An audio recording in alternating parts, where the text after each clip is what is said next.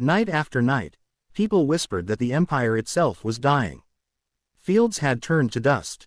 Hunger spread like disease. Families disappeared. Roads filled with silence. And while millions struggled to survive, inside the Mughal court, a tragedy was about to change history forever. The march of a Mughal imperial army was one of the most astonishing spectacles of the 17th century. English traveler and clerk Peter Mundy, who witnessed the grandeur of the Mughal Empire firsthand, described it as a most majestical, warlike and delightsome sight. For ordinary villagers, the arrival of such a force was unlike anything they would ever see in their lives. Long before the soldiers appeared, enormous clouds of dust would rise from the horizon, signaling the approach of a moving city of warriors, animals, servants, merchants, and nobles. At the front of the procession rolled the mighty artillery. Massive cannons mounted on heavy wooden carriages were hauled across the countryside by powerful animals. Among the most famous guns was a gigantic cannon personally named by Emperor Shah Jahan as World Conqueror. Its barrel stretched to an astonishing length of nearly 17 feet, serving not only as a weapon of war but also as a symbol of imperial strength. The thunder of such artillery reminded friend and foe alike of the military power that protected the Mughal throne. Following the artillery came an immense baggage train that seemed to extend endlessly across the landscape. Hundreds of elephants carried supplies, while camels, mules, and ox-drawn carts transported tents, weapons, food, records, and treasures. Laborers marched alongside carrying spades, pickaxes, and other tools, ready to remove obstacles, repair roads, or prepare camps wherever the imperial caravan halted. The Mughal army was more than a fighting force, it was a fully functioning traveling empire. Thousands of cavalrymen then appeared in carefully organized formations. Their colorful standards fluttered in the wind while polished weapons reflected the sunlight. Behind them walked the magnificent state elephants, covered in velvet, silk, cloth of gold, and decorated with silver bells and golden ornaments. Some of the most honored elephants carried the royal insignia, proudly displaying the symbols of imperial authority. At the heart of this grand procession traveled Emperor Shah Jahan himself. Sometimes he rode one of his prized horses, animals maintained in exceptional condition through careful breeding and a special diet.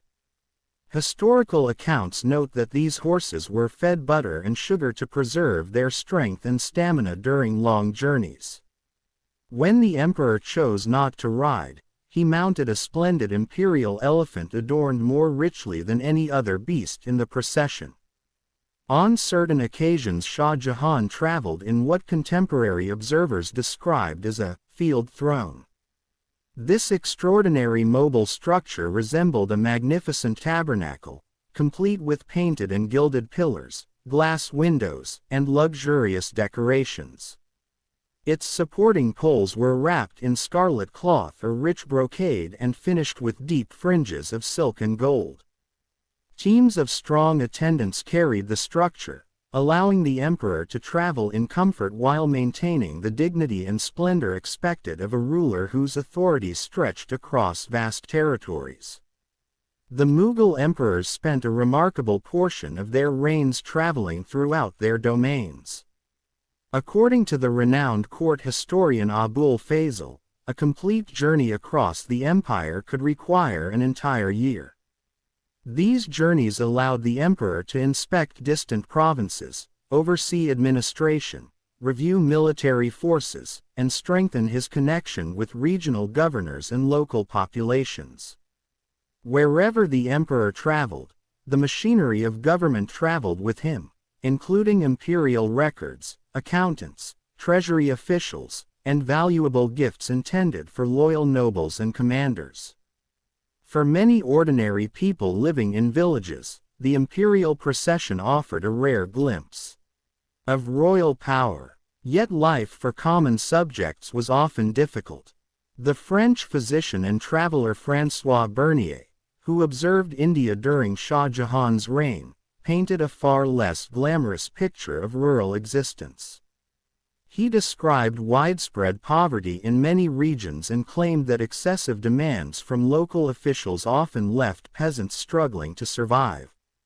According to Bernier, some families became so desperate that they abandoned their lands, while others lost their children to slavery when they could no longer meet the demands placed upon them. Many sought new opportunities by joining the passing imperial camps as laborers, water carriers, servants, or transport workers. The women of the Mughal court traveled with equal attention to comfort and privacy. Noble women were carefully shielded from public view during journeys. When riding horseback, they wore special linen garments that covered the entire body from head to toe. Only a small, letter-box-shaped section of netting allowed them to see the road ahead while remaining concealed from onlookers. More commonly, royal women traveled inside luxurious palanquins hidden behind curtains of satin and brocade. These elegant chambers were carried by trained bearers capable of moving smoothly across uneven terrain. However, palanquins were not the only means of transport available to them. Noble women could also travel in richly furnished ox-drawn carts designed for long-distance comfort. For even greater luxury, spacious litters were sometimes suspended between two powerful camels or between two small elephants, creating a remarkably stable and comfortable traveling chamber suitable for extended journeys across the empire. As evening approached, the enormous procession transformed the countryside into a temporary imperial capital. Thousands of tents appeared across open fields, merchants opened their stalls, soldiers established guard posts, and royal officials continued the work of government. What had seemed during the day to be a marching army became by night a vast city of canvas, light, and activity. To those who witnessed it, the movement of Shah Jahan's imperial court represented far more than travel. It was a dramatic display of military power, wealth, administrative sophistication, and royal prestige. Whether viewed through the admiring eyes of Peter Mundy, the administrative perspective of Abul Fazl, or the critical observations of François Bernier, one fact remained undeniable: the traveling Mughal Empire was among the most extraordinary spectacles of the early modern world. The movement of the imperial court was not simply a matter of transportation, it was a performance of authority, discipline, and royal magnificence carried across the landscape of the Mughal world. Yet within this enormous moving empire, no one traveled with greater ceremony than Empress Mumtaz Mahal and the women of the imperial household. Their journeys were designed to preserve both comfort and distance, transforming movement itself into an expression of rank. To protect them from the relentless heat of the Indian plains, elaborate arrangements accompanied the royal women wherever they went. Contemporary observers described temporary coverings constructed from a fragrant, firm variety of grass spread over structures in a way that reminded European visitors of English thatched roofs. A thin layer of earth and barley was worked into the covering, and attendants repeatedly sprinkled water across the exterior. The result was remarkable. The interiors remained noticeably cooler despite the heat outside. Within only a few days, fresh green shoots of barley would begin to emerge, creating an unexpectedly beautiful display amid the demands of constant travel, an image of cultivated life carried through wilderness. Mumtaz Mahal and her daughters moved with even greater grandeur, in transport befitting the highest rank in the empire. At times they were carried high above the ground in enclosed and gilded litters borne on the shoulders of attendants.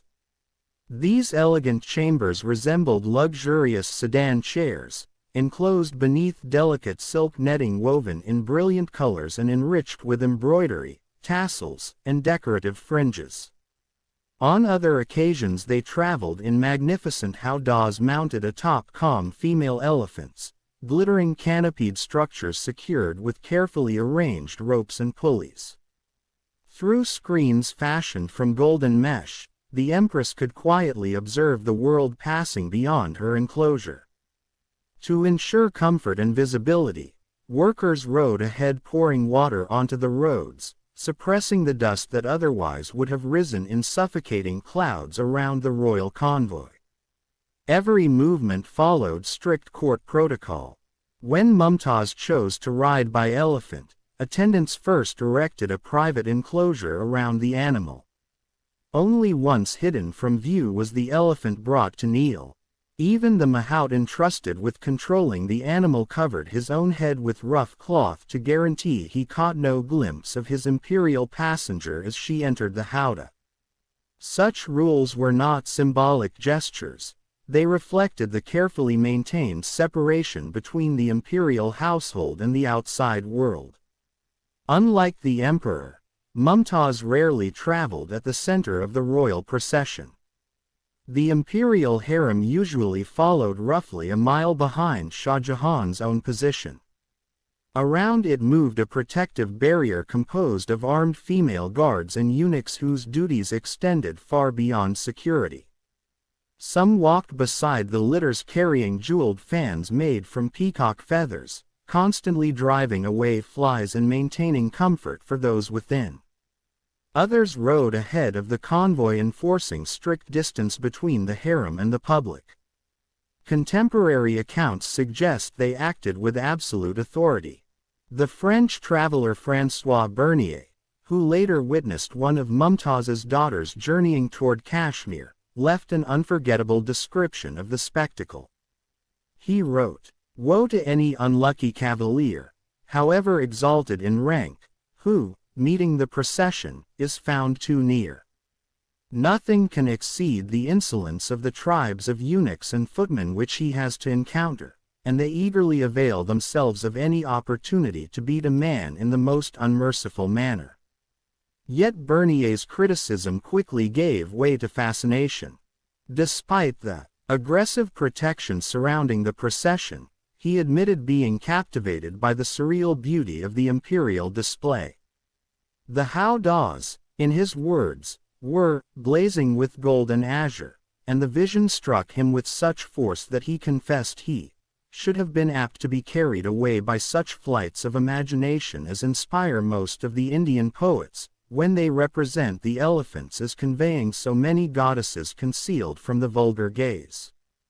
Behind this spectacle existed an enormous system of logistics. The royal kitchens traveled with the emperor as faithfully as the soldiers and officials. Gold and silver dining vessels, together with fine porcelain, were packed carefully into transport panniers. Food and water supplies destined for the imperial family received constant protection against the danger of poisoning. Efficiency remained essential during movement, and among the most practical tools of imperial travel were the clay ovens known as tandoors. Originally associated with the mobile traditions of the Mughals before their establishment in India, these ovens allowed cooks to prepare meals rapidly while the court remained in motion, especially breads, lentils, and roasted meats. The immense scale of the imperial migration meant that progress was deliberate rather than fast. Even at full movement, the court and accompanying armies often advanced little more than 10 miles in a day. Yet nothing was left unmeasured. Distance itself became an administrative exercise. Years later, the Venetian observer Niccolò Minucci described the process in remarkable detail. According to his account, they begin at the royal tent upon the king's coming forth. The man in front who has the rope in his hand makes a mark on the ground, and when the man in the rear arrives at this mark he shouts out, and the first man makes a fresh mark and counts 2. Thus they proceed throughout the march, counting 3, 4, and so on. Another man on foot holds a score in his hand and keeps count. If perchance the king asks how far he has traveled, they reply at once, as they know how many of their ropes go to a league. Time was monitored with equal precision. Minucci also observed, "There is another man on foot who has charge of the hourglass, and measures the time, and each time announces the number of hours with a mallet on a platter of bronze." Even within such rigid order, flexibility occasionally appeared. When Shah Jahan diverted his route to inspect a fort, visit a shrine, or satisfy curiosity about some local wonder, the harem frequently took a shorter path and reached camp before him. There, inside the carefully arranged royal enclosure, Mumtaz would await the emperor's arrival. As Shah Jahan entered to the deep rhythm of kettledrums and the bright metallic call of trumpets, she greeted him according to court tradition with the words, "Mubarak Manzil, happy be the journey." The setting for this ritual had altered little from the age of Timur himself. Every imperial encampment was constructed according to a predetermined design. Broad avenues divided districts of tents with the order and organization of a permanent city. Markets appeared within its boundaries. Noble families occupied assigned spaces that remained constant from camp to camp. What emerged each evening was not merely a military halt but a temporary capital, an entire imperial world assembled overnight and folded away again with the dawn. One enduring reminder of this traveling tradition survives in everyday life. Because Mughal power never fully extended deep into southern India, the style of cooking associated with their mobile tandoor ovens never became as widespread there as it did across the northern regions shaped more directly by imperial movement. As evening settled and the vast imperial migration came to rest, the Mughal encampment revealed itself not as a temporary stop but as a city that appeared and disappeared at the command of a single ruler. Every structure, every road, every tent followed a carefully predetermined arrangement so precise that even newcomers could navigate its avenues with ease.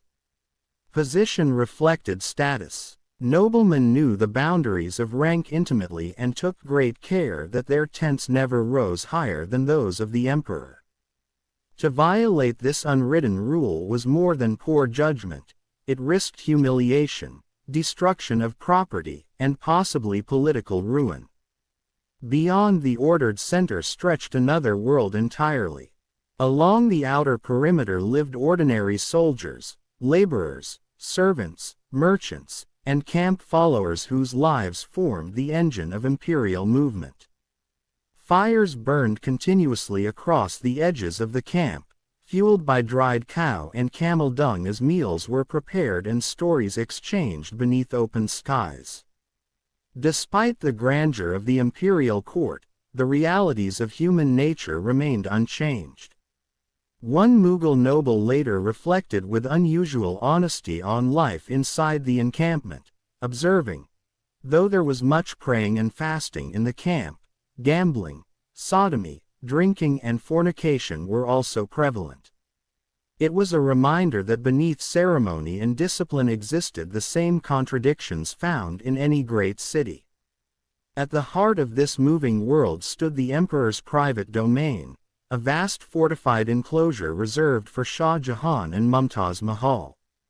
Separated by broad open ground from the quarters of nobles and protected from the restless energy of the wider camp, this royal sanctuary was guarded by artillery positions and defensive palisades. Its outer boundaries were formed from wooden panels wrapped in scarlet fabric and secured with leather bindings, while an elegant gatehouse controlled access. Nearby stood a select group of the emperor's fastest horses, fully saddled and waiting at all times should emergency require immediate departure. Inside the enclosure, the machinery of empire continued uninterrupted. Public and private audience halls rose beneath layers of luxurious tented architecture.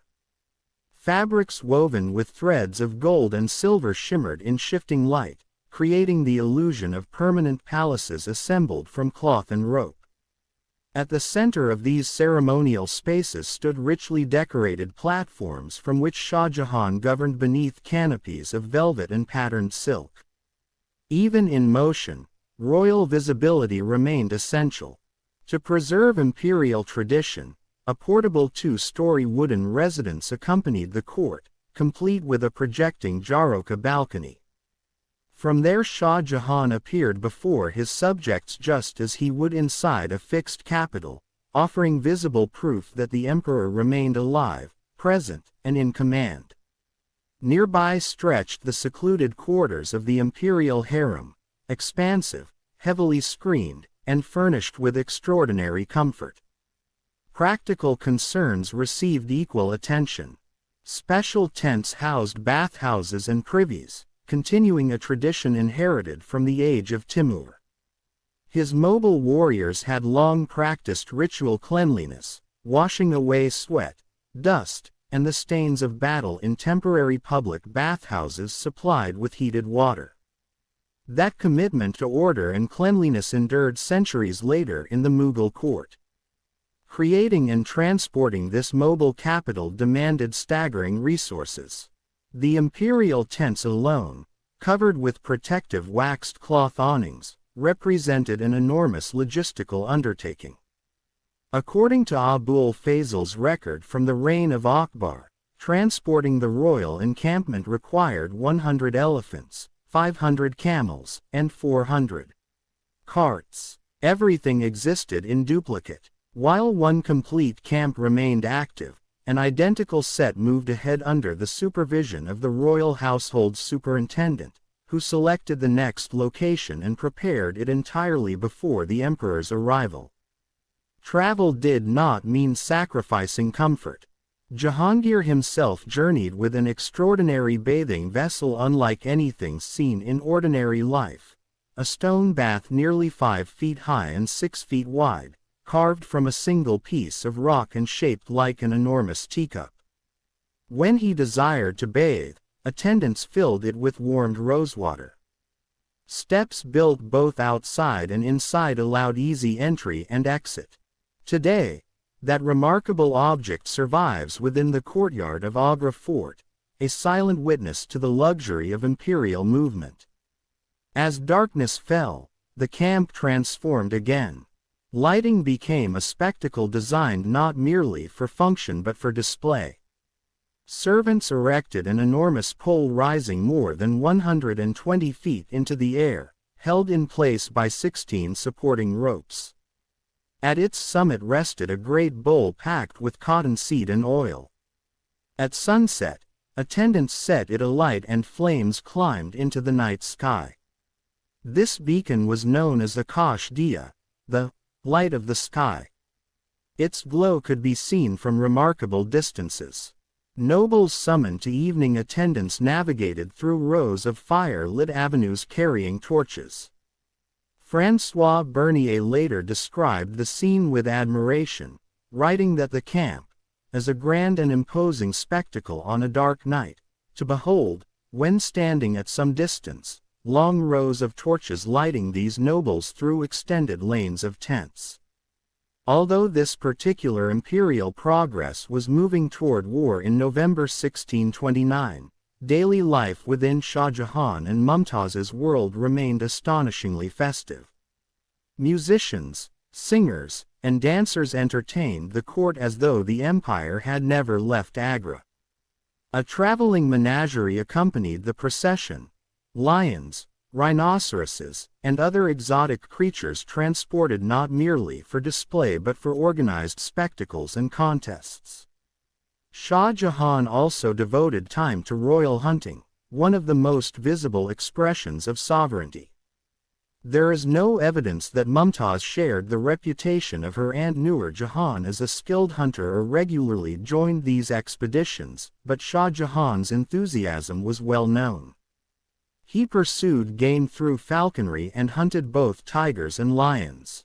Among the most extraordinary methods was deer hunting with trained leopards. These animals traveled hooded inside carts, jeweled collars fastened around their necks. The Dutch observer Francisco Pelsaert watched these hunts and recorded his astonishment.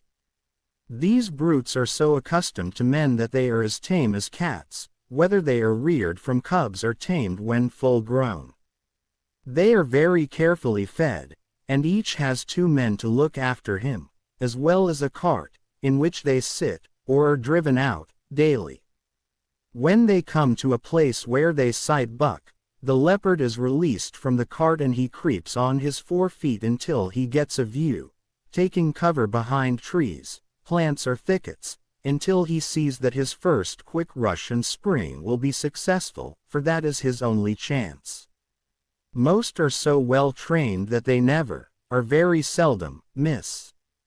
For those who witnessed it, the Mughal court in motion was not an army alone, nor merely a royal household. It was an entire civilization traveling across the land, disciplined, extravagant, theatrical, and immense beyond ordinary imagination. By the opening months of 1630, the imperial road once again drew Emperor Shah Jahan and Mumtaz Mahal toward a landscape that held memories as powerful as any battlefield. Their immense traveling court crossed the rugged folds of the Vindhya ranges and moved southward through shaded forests and wooded hills toward Burhanpur, the strategic city resting beside the waters of the Tapti River nearly 450 miles southwest of Agra. This was not unfamiliar territory. For Shah Jahan and Mumtaz, the Deccan was woven deeply into the story of their marriage. Over 17 years together, nearly a third of their shared life had unfolded across these southern lands. They had known the region in moments of triumph and in seasons of uncertainty. Shah Jahan had once ridden here as an ambitious prince whose military victories strengthened his reputation across the empire. Yet the Deccan had also witnessed danger, political tension, and personal loss. Burhanpur itself carried layers of memory. Within its palace fortress, Mumtaz had previously given birth to 2 daughters. Here too, she had endured grief after losing one of her sons. The fortress had absorbed other tragedies of the imperial family. Shah Jahan's half-brother Khusrau had met his mysterious end within its walls, and another half-brother, Parvez, had died there after years of destructive alcoholism. As the emperor and empress entered Burhanpur once more, the familiar walls and courtyards must have awakened memories impossible to ignore. But reflection left little room for the demands of the present. Soon after settling into her apartments inside the royal complex, Mumtaz turned her attention toward another approaching birth. Imperial life continued even during military movement. Barely a month after arriving, on the 23rd of April 1630, she delivered her 13th child, a daughter. The joy was brief. Court records mention the event with striking restraint and almost no emotion. The child died not long afterward. Outside the palace, another struggle was unfolding. As dark monsoon clouds began gathering across the Deccan skies, Shah Jahan turned fully toward the campaign that had brought the imperial court south. His objective remained the suppression of Khan Jahan Lodi and the resistance supported by Ahmednagar. Unlike earlier years, the emperor did not intend to command from the front lines personally. Yet his presence remained essential.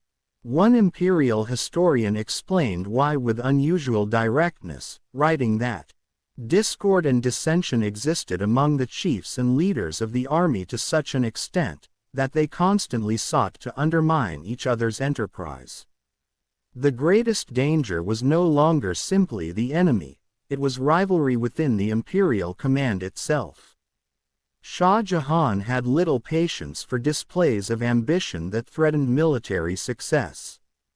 He acted quickly, removing commanders, reshuffling authority, and replacing officers whose disputes weakened discipline. Among those dismissed was Mumtaz's own brother, Shaista Khan, whose conflict with another senior commander made his position impossible to maintain. In the months that followed, however, one figure would increasingly become indispensable. Shah Jahan relied more heavily on the judgment, diplomacy, and military experience of his father-in-law, Asaf Khan, whose steady leadership helped stabilize imperial strategy. Even with overwhelming advantages in manpower and weaponry, the Mughal advance became frustratingly slow. Their opponents understood they could not defeat the empire in open battle. Instead, rebel forces withdrew, avoided direct confrontation, and relied on mobility and local knowledge.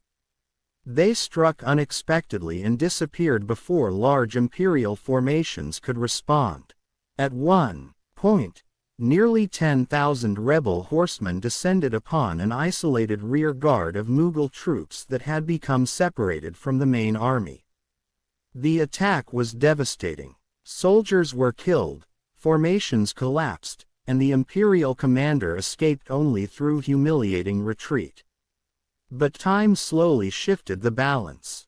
By the close of 1630, the ruler of Ahmednagar chose negotiation over continued resistance. That decision sealed Khan Jahan Lodi's fate. Abandoned by former allies and left without meaningful support, he attempted to flee north toward Punjab. Mughal patrols intercepted him before he could escape. He was killed, and his severed head was carried back to Burhanpur, where it was displayed upon the city gates, a brutal but unmistakable declaration that rebellion against imperial authority had ended. Yet victory remained incomplete. Shah Jahan still intended to force submission from Bijapur and Golconda and punish the many Deccani rulers who had joined the revolt against Mughal dominance. Instead of decisive battles, however, the campaign dissolved into exhausting sieges. Enemy rulers withdrew behind walls that proved difficult to break. As one chronicler summarized, the fortresses were strong, the garrisons determined. Then the land itself turned against everyone. The region descended into one of the worst famines seen in generations. Across enormous distances, fields produced nothing. Grass disappeared. Imperial animals could not graze. Supply systems began to collapse. The drought had not appeared suddenly. It had begun 3 years earlier and by 1630 stretched from the Arabian Sea deep into the interior. European merchants moving through affected territories recorded scenes of almost unimaginable suffering. They described desperate multitudes, who setting their lives at naught, care not what they enterprise so they may but purchase means for feeding. Roads and settlements became, in their words, a woeful spectacle, filled with dying and dead in great numbers. Among those who witnessed the catastrophe firsthand was the English traveler Peter Mundy. Traveling inland toward Burhanpur, he encountered scenes that remained with him forever. He saw starving people fighting over animal excrement, desperately searching through it for fragments of undigested grain. He watched parents surrender children to strangers, not from indifference, but from the hope that separation might preserve life. Mundy wrote of families giving children away to any that would take them, that so they might preserve them alive, although they were sure never to see them again. Death became part of the landscape. The air carried what observers described as the sweet, unbearable smell of decay. Some nights, Mundy recorded, there was nowhere left to pitch a tent because roadsides and open spaces had become crowded with piles of skeletal bodies dragged from villages by those still strong enough to move them and abandoned for scavengers. Even the empire at its height could not escape such devastation. Shah Jahan recognized the scale of the disaster. By now famine had reached Burhanpur itself. Although the city still survived on the diminishing waters of the Tapti, conditions continued to worsen. One imperial historian recorded with quiet severity. During the past year no rain had fallen, and the drought had been. And the suffering had only begun. The suffering that spread across the empire soon reached a level that even hardened chroniclers struggled to describe. Contemporary records spoke of a catastrophe so severe that ordinary language seemed inadequate. One imperial account recalled that the famine had become especially brutal. Dog's flesh was sold for goat's flesh, and the pounded bones of the dead people were mixed with flour and sold to make bread. Destitution at length reached such a pitch that men began to devour each other, and the flesh of a son was preferred to his love. What had begun as drought had transformed into collapse. Fields had failed, markets emptied, order itself began to fray. Across regions once sustained by imperial abundance, hunger became more powerful than custom, loyalty, or fear. Shah Jahan understood that the crisis threatened not only lives but the stability of his empire.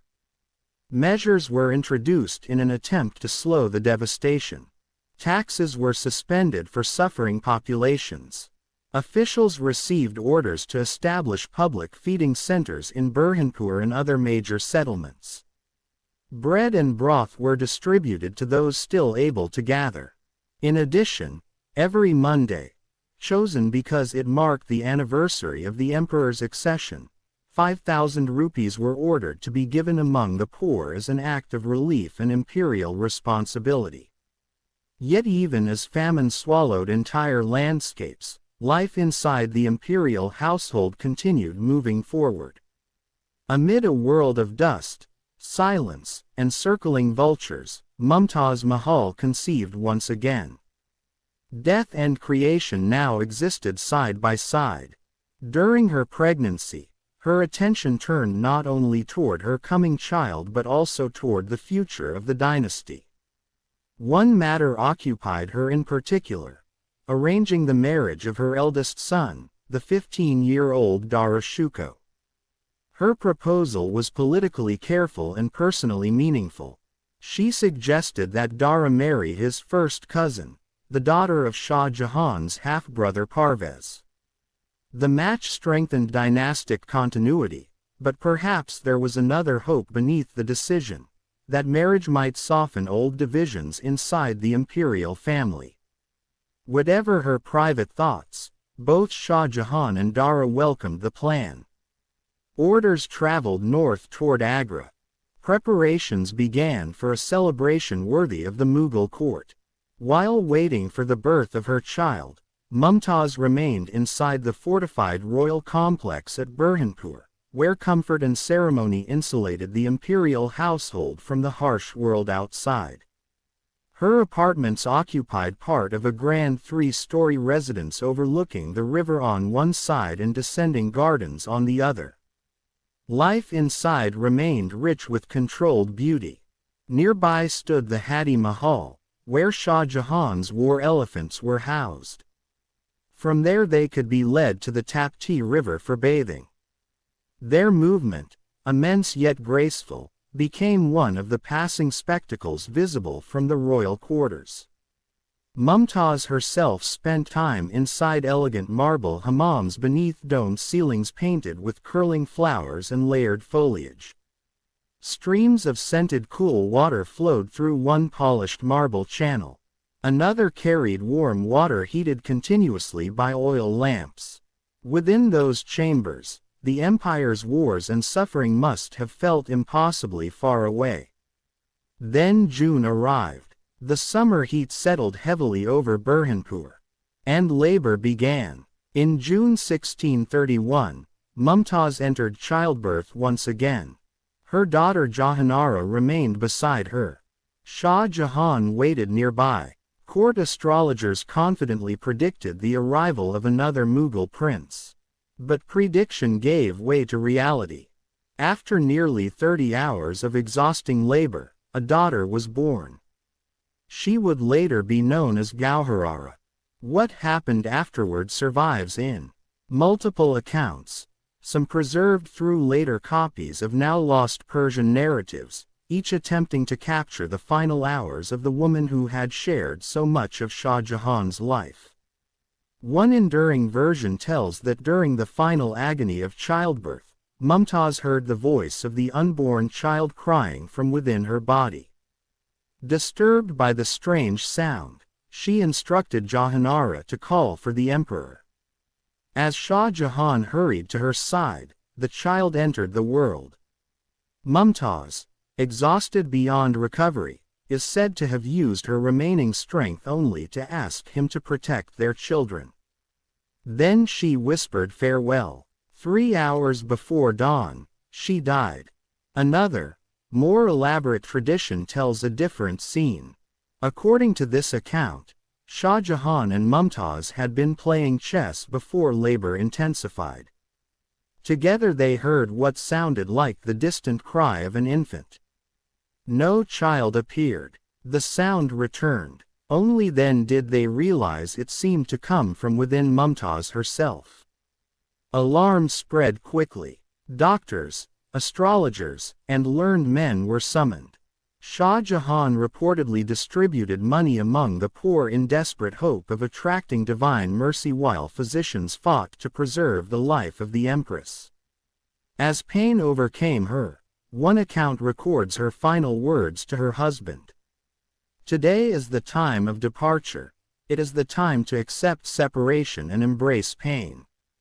For some time, I was fascinated by the beauty of my beloved. Now I shed blood because today is the time of separation." Other traditions claim she asked him never to father children with another woman. One narrative says she described a dream from the previous night, a vision of a beautiful palace with a lush garden, the like of which she had never imagined, and asked that her tomb one day resemble it. Another version preserves her final wish in simpler form. "Build for me a mausoleum which would be unique, extremely beautiful, the like of which is not on earth."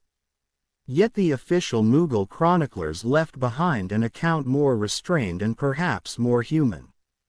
There was no miracle, no omen, only exhaustion. After long suffering and the difficult birth of her daughter, they recorded that weakness overtook her to the highest degree. Understanding that death was approaching, Mumtaz sent Jahanara to summon Shah Jahan. The emperor came immediately. Overcome with grief, he reached her bedside for a final farewell. The dying empress, her heart filled with sorrow, asked him to care for their children. Then she said goodbye, and soon afterward, when 3 watches of the said night still remained, she passed on to the mercy of God. As required by Islamic custom, burial followed quickly. Her body was washed by women according to tradition. Cold camphor water was poured over her before she was wrapped in 5 white cotton shrouds. Then another old custom was observed. Because of long-held fears that the spirit might return to the place of death, her body was carried out headfirst through a newly opened gap in the palace wall rather than through the usual doorway. From there, the funeral procession crossed to a walled Mughal pleasure garden on the opposite bank of the Tapti River. The garden had originally been created by Shah Jahan's uncle Daniel as a hunting retreat. There, in temporary silence beneath open skies, Mumtaz Mahal was laid to rest. Her head was turned north. Her face turned toward Mecca,